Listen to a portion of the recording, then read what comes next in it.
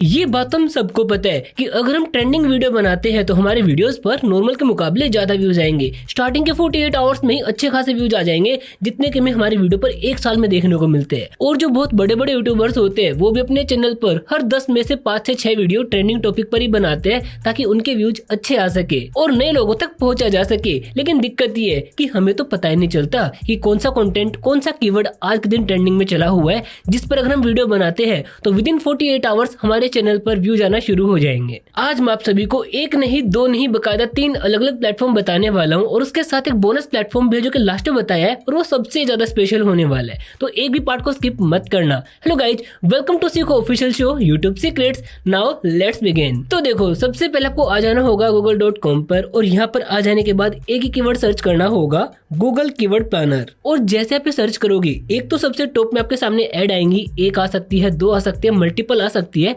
लेकिन हम क्या करेंगे, थोड़ा सा नीचे आ जाएंगे और यहाँ पर आ जाने के बाद find your campaign keywords with keyword planner, इस वाले लिंक पर टच कर देना होगा। अब ये जो टूल है कौन यूज करता है? जो वीडियोस पर ऐड चलाते हैं, जो आप वीडियो देखने से पहले ऐड आती है ना, वो यहाँ से चलाई जाती है। लेकिन ये साथ साथ ये भी बताते हैं कि कौन से कंटेंट पे कितना अभी ट्रैफिक आ रहा है, कितने लोग सर्च कर रहे हैं। और अगर हमें यहाँ से एक हाईएस्ट वॉल्यूम का कीवर्ड पता लग जाए, इसका मतलब ये है कि एक ऐसा कीवर्ड जिसको आप कभी भी बनाओ उस पर ट्रैफिक आएगा ही आएगा। तो देखो, सिंपली हम जाते हैं विजिट कीवर्ड प्लानर पर और यहाँ पर जाने के बाद में हमारे सामने ऐसा इंटरफेस आ जाएगा।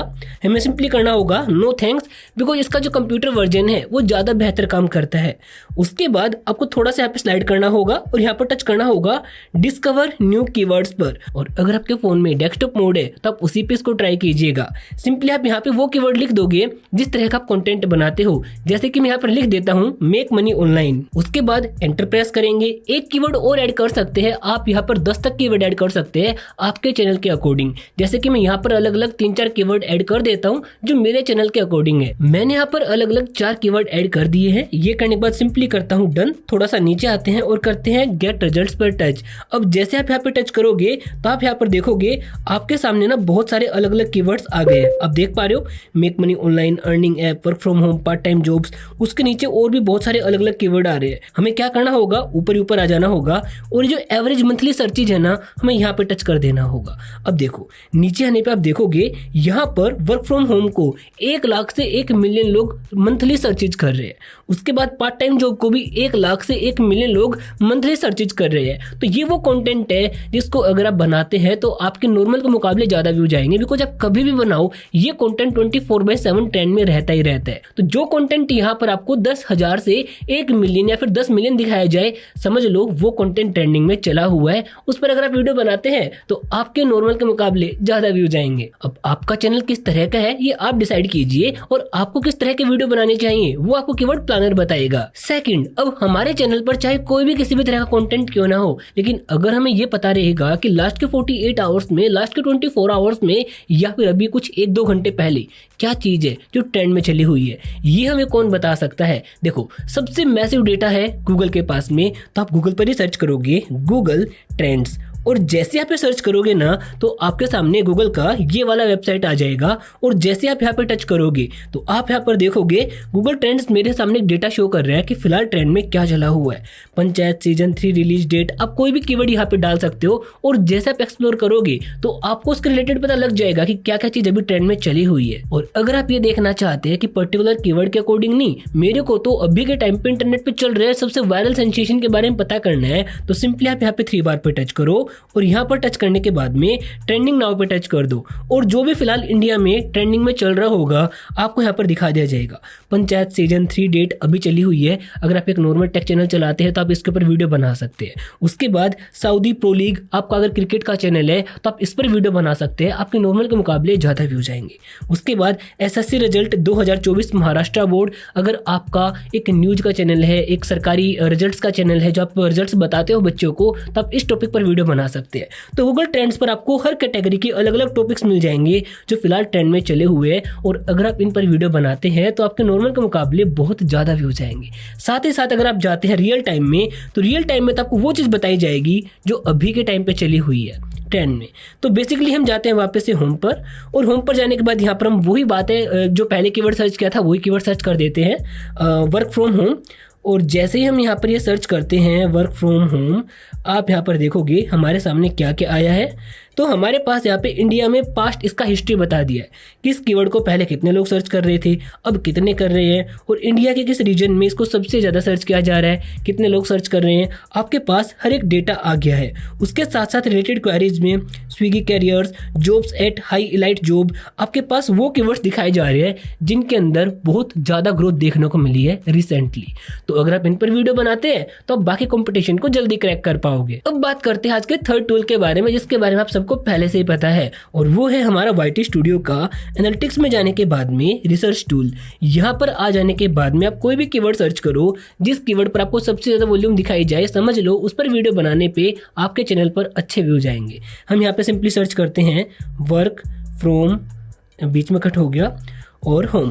जैसे हमने ये सर्च किया तो आप देखोगे सर्च ऑन यूट्यूब, आप यहाँ पर अलग अलग कीवर्ड देख सकते हो जो फिलहाल यूट्यूब पे सबसे ज़्यादा सर्च किए जा रहे हैं। एक चीज़ और है, high volume, low volume, high volume, low volume. तो जिनका हाई वॉल्यूम है, अगर आप उन पर वीडियो बनाओगे और आपका कंटेंट अच्छा हुआ तो भी आपके ज़्यादा व्यूज आएंगे। और अब आता है लास्ट, जो मेरा फेवरेट है, जो आपको 100% एक्यूरेसी के साथ में बताता है कि फिलहाल मार्केट में क्या चीज़ ट्रेंड में चली हुई है। और आज का लास्ट प्लेटफॉर्म है एक्स। वो वाला एक्स नहीं भाई, मैं बात कर रहा हूँ ट्विटर की। अगर आप ट्विटर को अच्छे से ऑब्जर्व करते हैं तो आपको 100% पता लग जाएगा कि अभी टॉप 10 कौन से कीवर्ड चले हुए हैं जिनको लोग सर्च कर रहे हैं, देखना पसंद कर रहे हैं। और अगर आप उन पे वीडियो बनाते हैं तो आपका कंटेंट जल्दी वायरल होगा। बाकी आज आपने क्या नया सीखा, क्या नया नहीं सीखा, वो मुझे फीडबैक में जरूर से बताना।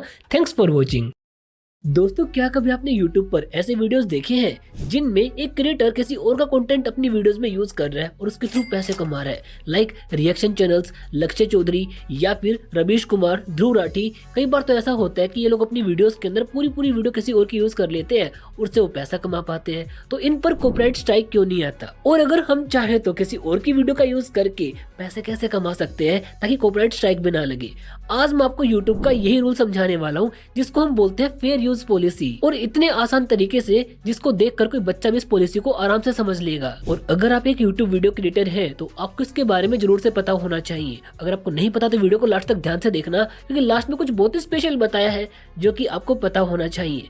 So don't miss the end. Now let's begin. YouTube ने सभी क्रिएटर्स के लिए एक पॉलिसी बनाई हुई है जिसको बोलते हैं फेयर यूज पॉलिसी, जिसके अंदर अगर आप किसी और का कंटेंट अपनी वीडियो में यूज करते हो और अगर सामने वाले ने कॉपीराइट स्ट्राइक लगाने की कोशिश की तो वो स्ट्राइक आपको लगेगी ही नहीं। लेकिन यहाँ पर एक बहुत बड़े राज की बात है जो कि अक्सर लोग नहीं बताते, मैं आपको थोड़ी देर में बताऊंगा। लेकिन फेयर यूज का फायदा हर कोई नहीं उठा सकता। केवल 4 तरह के कंटेंट जो बनाते हैं वही इसका फायदा उठा सकते हैं। सबसे पहला, कमेंट्री या फिर रिव्यू। अगर आप किसी भी मूवी का, किसी भी सॉन्ग का एक कमेंट्री कर रहे हैं या फिर रिव्यू कर रहे हैं तो आप उस केस में फेयर यूज का फायदा उठा सकते हैं। क्रिटिसिज्म, यानी कि अगर आप किसी भी टीवी शो को, मूवी को, सॉन्ग को क्रिटिसाइज करना चाहते हो, अपनी लैंग्वेज में उसके बारे में कुछ बताना चाहते हो, इस केस में भी आपके वीडियोस के अंदर आप फेयर यूज का फायदा उठा सकते हो। Third, education. अगर किसी को कुछ सिखाने के लिए अपनी वीडियोस में आप किसी और का मटेरियल यूज करते हो तो उसमें भी आप फेयर यूज का फायदा उठा सकते हो। Fourth, mimicry. अगर आप अपने कोई वैल्यू ऐड करके किसी और कंटेंट क्रिएटर की मिमिक्री करते हो या फिर स्पूफ क्रिएट करते हो तो उस तरह के कंटेंट पर भी आप फेयर यूज का फायदा उठा सकते हो। और इन सब में एक बात का ध्यान रखना कि मैं आपको बार बार एक बात बोल रहा हूँ कि फायदा उठा सकते हो,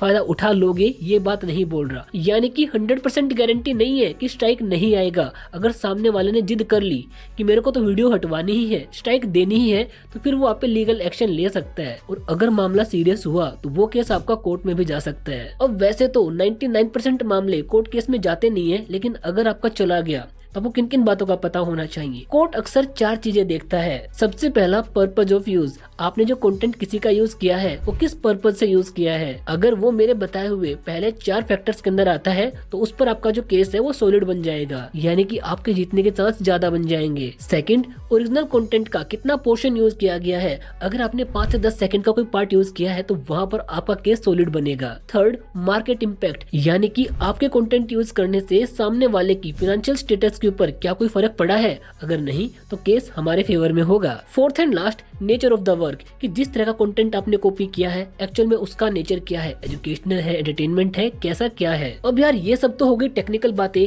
अब चलिए इन सबको बिल्कुल प्रैक्टिकली समझने की कोशिश करते हैं। मानो कि अगर आप एक मूवी का रिव्यू बनाना चाहते हो तो आपने मूवी को डाउनलोड किया, आपने मूवी को प्ले किया और 5-5, 10-10 सेकंड के पार्ट आपने चला चला के अपनी वीडियो के अंदर उसकी रिएक्शन दे दी।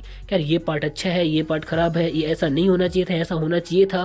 तो वो जो 5 से 10 सेकंड का पार्ट दिखा के आप 1 से 2 मिनट की खुद की वैल्यू ऐड कर रहे हो, इस तरह के कंटेंट को फेयर यूज में काउंट किया जाता है। या फिर हनी सिंह का कोई नया गाना लॉन्च हुआ, आपने उसको 5 सेकंड चलाया, 10 सेकंड चलाया और फिर उसके बाद अपना रिएक्शन दिया, इस तरह के कंटेंट को भी फेयर यूज में काउंट किया जाता है। और ऐसे केस में आप दूसरों की वीडियोस को मोनेटाइज करके खुद पैसे कमा सकते हो। बस आपको अलग अलग 4 बातों का ध्यान रखना होगा। सबसे पहला, कम से कम पोर्शन यूज करो। सेकंड, क्रेडिट देकर रखो जिसका भी कंटेंट आप यूज करते हो। वीडियो के डिस्क्रिप्शन में लिख दो कि मैंने उसका कंटेंट यूज किया है। या फिर आप जब भी किसी की वीडियो प्ले कर रहे हो तो उसके नीचे उसका नाम भी लिख सकते हो। और अगर आप किसी और का कंटेंट यूज करना चाहते हो तो ध्यान रखना कि आपका जो कंटेंट है मेरी बताई हुई 4 कैटेगरीज के अंदर होना चाहिए। और अब इन सब बातों का ध्यान रख के आप यूट्यूब की फेयर यूज पॉलिसी का फायदा उठा के दूसरे के कंटेंट से भी पैसा कमा सकते हो। यूट्यूब भी आपको कुछ नहीं बोलने वाला। आज का कंटेंट कैसा लगा है मुझे फीडबैक में जरूर से बताना। Thanks for watching.